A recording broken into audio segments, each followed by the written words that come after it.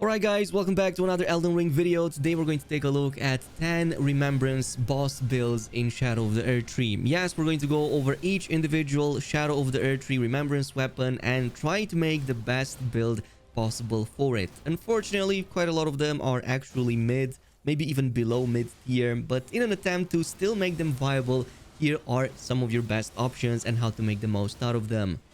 Coming right up, we have Rellana's Twin Blades. Now, I used to absolutely love these for the aesthetics, but the more I revisit them, the more disappointed I become. First of all, they require being highly overleveled to make the most out of them, which means if you're also aiming for PvP, by that level you'll find basically nobody to play with. That being said, if you're a masochist and still want to maximize a build around them, your choices will mostly boil down to picking 2 of its 4 main stats to focus on, especially early on, and then only investing the minimum on the other 2. So the 2 best options are going to be either going with the quality route, which is going to mean equal strength and dexterity, and kind of focusing on the physical aspect of the power stance. It's going to be fast, you have fast attacks, it's pretty good, and it also works really great with a Rotten Wing Sword insignia. Another option is going Strength Faith, specifically because its fire stance is the higher damage dealer, it's the much better option, and you still retain some of that really good strength scaling if you want to go in physical. So a build plan will look something like this. We will use Rellana's armor just for the looks, as well as a couple of pieces of the Rakshasa set for some extra damage. Besides this, in the talisman slots, we use Shard of Alexander, Rotten Winged Sword insignia, a Dragon Crest shield, and I also like using the 2-headed turtle talisman.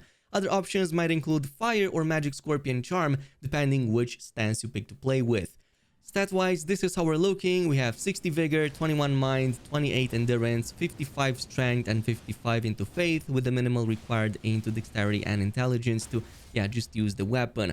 Now, neither the Moon nor the Fire stance are really that great on the weapon, but most will still agree that the Fire stance is the better option. It's much better damage, also has some potential to interrupt enemies, and overall it's just better compared to the limited range and the low damage on the Moon hits. However, if you want some extra stance damage and at least get a few repos going on, since basically your stance damage with this weapon is close to non-existent, then you might want to couple this with a shield. In the other hand, your right hand essentially uses the light Greatsword moveset, which is pretty decent. It's still not as good as the Milady, but it is an option.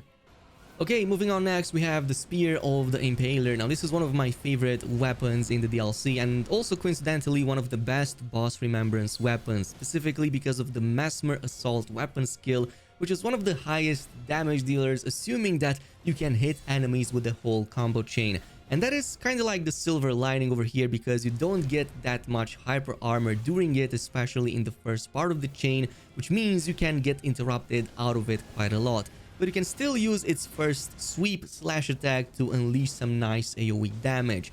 So that is why my suggestion is to sacrifice a bit of that glass cannon damage, even though that's still an option, and instead opt for a 100 plus poise build. Now, this actually requires way fewer items and investments than you actually think. So the build looks something like this. We have the chest piece of Solitude and 1 Bull Goat Talisman, which is going to equal to 96 poise, which is going to be more than enough to not get interrupted by even the smallest flinch. Fire Knight Seal can also work great if you want to focus a lot more on the Faith attribute. You can also implement some of the Mesmer incantations, such as the Fire Serpent, for more ranged damage. In terms of the talismans, we're going to be using Shard of Alexander, Dragon Crest Shield, Fire Scorpion Charm, as well as the Bull Goat Talisman that we just talked about. Now, you can also go with a repost variant of this and implement a Curved Sword Talisman and kind of go with that route. This is a great spear and it does work really great at that. Stat-wise, we have 60 Vigor, 21 Mind, 37 Endurance. We do need that high Endurance since this is going to be a heavy build. 14 points into Strength. We have 40 into Dexterity, and finally 70 into Faith. We want to bump the Faith as much as possible so that we can boost our highest damage dealer, which is essentially our weapon art. Now, this is a great spear, meaning that it does pair well with a shield and it does have quite a few nice attacks during it, but I suggest using this with a repost because you're kind of losing out on one of the best aspects of great spears, which is the heavy attack. Basically, in this case, yours is replaced by a ranged throw, which does benefit from the smithing talisman. It does boost that throw spear damage by 10%, but it's not the greatest and it consumes a lot of stamina. You can, however, use it on horseback, which makes it a solid option in open world encounters. The downside is, of course, not having the heavy attack, and also your staggers are not the greatest unless you go with full-on riposts. The third one is the Gazing Finger, and I ended up loving this a lot more than I thought I would. The weapon skill, called Kotawar's Resentment, is pretty much the poor man's sacred relic sword, but I actually find this to be really good, especially at stunning any DLC boss and even in the base game. First of all, it's a colossal weapon, but it's probably also the lightest in its category at just 15 into weight, which means you don't need to focus that much on endurance like other builds. Second, its weapon art is really great because it includes the colossal heavy hit with an immediate holy wave damage follow-up. And this is what makes it so strong. The damage and follow-up work really great together, even though it is split damage, but they also bounce the target up and down, which I find really awesome, especially insanely good at stunning bosses like Malenia. Plus, it looks really great and there's almost nothing interrupting you, like the hyper armor that you get during it is really good. I didn't find many spells and attacks that can get me out of it. Now, the wave damage is holy, keep that in mind, because it does get buffed by the Holy Scorpion Charm, and also the Faith attribute further scales up the damage a little bit. It's only E, so it's not like it's going to be that big. Meanwhile, the physical damage of the finger also gets a small boost from intelligence, as well as the Magic Scorpion Charm, which is quite odd to say, but both intelligence and faith will have a minimum impact on your overall damage. It's mostly because of the very low scaling, so the best way to build around this, in my opinion, is to focus most of your points into strength and then just keep faith at about 25 for the extra buffs. Testing this, even having 99 faith on that wave means barely extra 200 damage, which in my opinion is not worth it, and it's going to be even lower at just 60 faith or below. So you're better off scaling the physical damage, going 70 to 80 into strength, and keeping those 25 into faith, especially for the golden vow.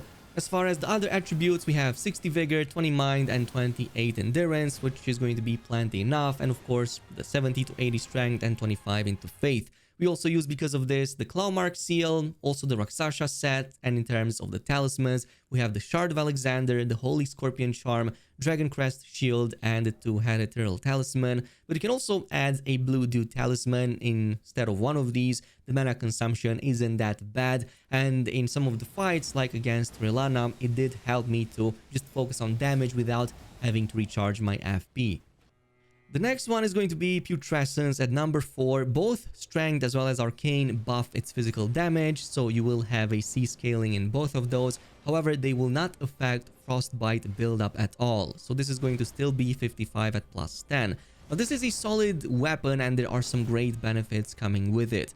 First of all, it has really good continuous damage hitting weapon art called the Spinning Guillotine, which really shreds bosses like Malenia. Like, I'm talking back to back, interrupting her to the point that she can't even do anything from start to finish if you pull this off properly. Second of all, you also have a very strong heavy follow-up. If you perform an R2 after the weapon art, you will do an even faster and stronger series of hits, which is actually great at squeezing in some extra damage in between boss phases. Plus, it barely even consumes any FP or stamina. You also gain massive hyper armor, so almost nothing can interrupt you out of this chain. And you can also readjust the trajectory with the directional control. So if enemies move a lot, like Malenia, you can just adjust your angle and constantly and consistently hit her. Now, I've seen many folks saying that the Frostbite on it sucks, but I don't really agree. I think that it's actually quite good, and the fast number of hits you can pull off definitely compensate and help with that. Now, you can also cancel out of the weapon art animation just by dodging out of it, which you really want to because it can take almost an eternity to do it by default. Now, the build will look something like this. We have the Dragon Communion Seal since we use high arcane, so this can also use some very strong incantations. We use the Rakshasa set with the Mimic Tier head. This lets us save on about 8 points and put them into something else other than arcane. Talismans will include Shard of Alexander, Rotten Winged Sword Insignia. Yes, it works really great with this. Dragon Crest Shield and a Turtle Talisman. You can, of course, also use a Swaddling Cloth. I found this to be amazing against trash mobs for more HP sustain. You do get quite a lot of lifesteal with it. And also physics tier, we do incorporate that with this build. We want Opaline Heart tier since we want some of that damage negation. We are trading blows with the bosses. And I'm also using the Stone Barb Cracked Tier for more stance breaking. Now this is a great axe, but it's actually really great at also breaking enemy stances, even with jump attacks, not just with the weapon art. The downside is of course that this just gets the basic Great Axe moveset, and also its range is rather limited, but it also doesn't get buffed by the Dancer set, which is a shame because it has the spinning in its name, which in theory should get buffed by it. Moving on to 5, we have the Poleblade of the Bud. Now this is unfortunately one of the worst DLC weapons, not just remembrance weapons. Romina's Purification, which is the weapon art here, looks cool, kind of has a really nice jump, but yeah, it's not the best way by far to apply rot, which is what I feel you would want from a weapon like this. It's pretty much anything is better than this. Like even a Dragon Breath is better and faster than, for example, pulling off the number of attacks you need to apply rot with the Poleblade of the Bud. It's not without use though. The jump and the flybys I found to be rather decent at, well, even close gapping and even like dodging a lot of the enemy's attacks. Plus you can also stun bosses in like 2 or 3 casts. But don't get fooled because it's still a very long time. I mean, these animations are very lengthy and you get absolutely no hyper armor during the entire sequence. That is what makes it so bad. Now that is why I want to use this with a high poise build yet again, and also add an offhand detonator via the Flower Bloom twice, because you want to detonate all of that rot damage build up and gain some extra DPS in there. So this way I am building it with an offhand weapon. It doesn't matter which one. You can also go with another Poleblade if you want to, but basically have anything that you can place the poison flower blooms twice on it so you can detonate that damage. Armor wise, we have the Rakshasa and the Solitude chest piece. Once again, we are pushing with that Bull Goat talisman to exceed 100, in this case poise, so that we don't get as easily interrupted. Kindred of Rot, Shard of Alexander, and the Dragon Crest shield. That's going to give you some nice damage, extra defenses as well. In terms of stats, we're going with 60 Vigor, 21 Mind, 37 Endurance, 14 Strength, 40 Dexterity, and finally 70 into Arcane. That's going to be our primary stat. Moving on to 6, let's move on to something that's a little bit better. Actually, one of the better remembrance weapons in the DLC. That's going to be the Greatsword of Damnation. Now, this used to be cracked in PvP, and it still is, even some of the adjustments made in the previous patch, but so it is in PvE. The weapon art called the Golden Crux, I just like how it absolutely impales everything, especially against player humanoid character rigs. You're doing a very special impale and grab animation that's almost impossible to avoid, and gives you complete iframes throughout its entire duration, given the fact that it's a grab move, so basically nothing can hit you during it. It does also work on the potentate enemies, by the way, and any invader NPC if we're talking about PvE, or anything that uses the player body rig for that matter, but mostly you will see that in PvP. But even for PvE, this is a solid option all around and a good one at staggering enemies, so your follow-up weapon art skill makes a bunch of spikes to appear from the ground instead, covering a very good area, and this can also deal some good poise damage, even throwing enemies all the way up in the air. Its heavy charge attack is a poke too, so it has a very good reach, has a fast animation, and again, the stance damage is really good. And you get decent hyper armor almost throughout the entirety of the combo, especially on the first part, including the jump, but not as much on the spike charge up follow-up animation. You can still be interrupted out of that, so you have to be careful about it. As far as a build would go, we're going with a full-on Rakshasa set. We do afford to have that on a Clawmark seal, since this is going to be a strength and faith build. Speaking of that, we have 60 Vigor, 21 Mind, 28 Endurance, 55 Strength, and pushing 60 with Faith. Now, the talismans will include Shard of Alexander. Also, you can use Blade of Mercy with this, by the way. We do a lot of staggers, so you can buff some of that damage in boss fights. Or Dragon Crest Shield, even a Holy Scorpion Charm, since we do deal holy damage with the second portion of the Ash of War. This brings us to number 7. We have the Shadow Sunflower Blossom. Now, this is another Strength Faith Colossal weapon. Yes, we have a lot of those, but a great alternative to the Gazing Finger with some limited range but faster bonks. So the Headbutt weapon skill is actually really great. It's just a series of faster and faster head bonks that also deal holy damage and also some good poise damage. It is going to be split damage, but as you would expect, it's going to be great at stunning enemies too. Now, usually it only takes a full chain with the weapon skill and everything will drop to its knees. Bosses might take a couple or maybe even an extra jump heavy, but yeah, almost nothing can interrupt you out of it during that entire combo chain, which is great because of the hyper armor being so big. It means you can easily trade blows with enemies and even bosses, and usually they get stunned and interrupted way before you even flinch. Being this huge, its reach is also going to be great too, so it definitely reaches a bit further away than you think it does, which means you can actually preemptively charge it up and it's still going to hit a target that's now just approaching. That's why a build around this will be very similar to some of the previous. So we have 60 vigor, 20 mind, 30 endurance, 50 to 60 strength, and 50 to 60 faith, with minimal required for any other stat that it might need. But testing this, it appears to be much better with a balanced distribution between faith and strength. Yeah, camping them at around 50 to 60. So that's like what achieves the highest damage compared to focusing on either faith or strength. After 60 in any of these stats, it seems that there is a big drop off in the benefit you get from investing more points into these skills. So keeping it at 50 to 60 is going to be plenty enough. Now, armor-wise, we use the Rakshasa set again, plus the Claw Mark Seal, and in terms of talismans, we need the Shard of Alexander, Holy Scorpion Charm, the Dragon Crest, Shield, and finally, this can be anything. You can go with a Turtle Talisman, Blade of Mercy, and so on.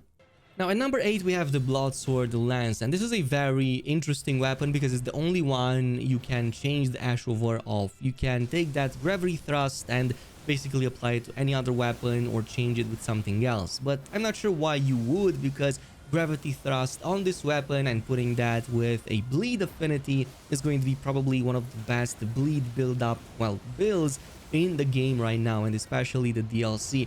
But it's not the only way to build this weapon. You can also go and invest full points into strength. It's going to have a very good scaling in that as well, and you can use it with a riposte build that deals very solid damage, or even go with a hybrid between these two and still have a riposte build but use, for example, the Bloodlust build up to unleash some extra damage as well. So I kind of went with a hybrid in this case. It still behaves really great. And some of the items I recommend having with this one is the 3-piece Rakshasa set and the white mask for, well, since we're going to be applying a lot of bleed in the vicinity. Also, that Lord of Blood Exaltation to further stack the attack rating. Going in with the Shard of Alexander, a Dragon Crest shield since we do trade in a bunch of blows, and also the Rotten Winged Sword Insignia. Yes, that's actually going to still stack from the multi-hits you perform during the weapon art itself, with that, yeah, gravity thrust. So I can't believe I'm saying this, but it's actually like the perfect option. And in terms of stats, we're going with 60 vigor, 20 mind, 30 in endurance, even though you don't need as much. I think that this was just a leftover. But we are going with as many points as we can into strength. We're going to buff the damage on it as much as possible. And, well, just like 50 into arcane. We do use quite a bit of Bloodlust build up, and that's going to further scale up that Bloodlust to 160 with this. You can of course go with a lot more points, but this was like the hybrid I created and liked it. And you can also pick something like a curved sword insignia and also put a shield in your offhand, and it will work just as well. And this brings us actually to the final two weapons, because both of them are from the final boss, and for some reason they also aren't unique at all. So we have the Greatsword of Radahn Lord and the light variant.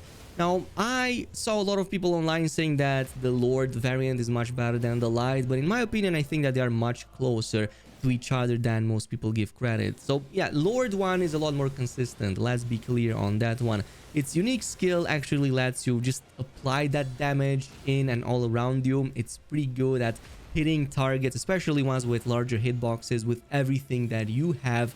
But the other option, which is the light Greatsword of Radahn, has this jump animation followed by a bunch of spears descending from the sky. And a lot of people don't give credit to this weapon to what it behaves the best at, which is staggering and avoiding damage, because your hyper armor during it is really big. Like literally even Mesmer cannot knock you out of it. And on top of that, in like 3 casts or so, even 4 at max, you're going to eventually stagger a target, which I think is where its strength lies into. Especially against big boss enemies, you're going to hit them a lot more easier than you would with somebody that just moves a lot all over the place. But even so, both of them are pretty mid weapons. You're not going to see much of a damage without some heavy point investment. You're not going to have the damage as consistent as some of the others. Also, there are better options like the Radahn weapon from the base game is probably going to be better than both of them combined. But they do have a pretty big guard boost, which is 57 to 58. So potentially you can just use these and not really worry about shields and get a bunch of riposts, which are pretty good. And it's also very flashy, which might or might not pose a problem. Do you sacrifice seeing your enemy at all, or do you just deal damage? That's kind of like the answer it all boils down to. Oddly enough, this is going to be a predominantly quality build. We're going with like 65 into strength and about 50 that we had left into dexterity, but you can balance them out a little bit better than that. You can also invest some points in intelligence, but with a B scaling, a D scaling, it's not going to be the best, so you're not going to see much of an increase, just like in the case of some of the other weapons with a similar scaling. Yeah, your Ash of War is going to roughly deal the same amount of damage with some very small incremental changes. That is why you're going to also use the following items. We're using the Shard of Alexander, the Rotten Windsword Insignia yet again, because this is a fast weapon you can use in a chain of combos. I'm also using the Dragon Crest Shield since we do trade blows, and also that two-headed turtle talisman, but you can also swap in with a Holy Scorpion Charm and buff the damage a bit more on that weapon art. In terms of the armor set, full on Rakshasa, yet again we need to buff the damage as much as possible. In any case, it looks interesting. Let me know down below which one of these remembrance weapons do you like the most, or which one of the builds surrounding them did you find most successful. In the meantime, thanks so much for watching, and I'll see you in the next video.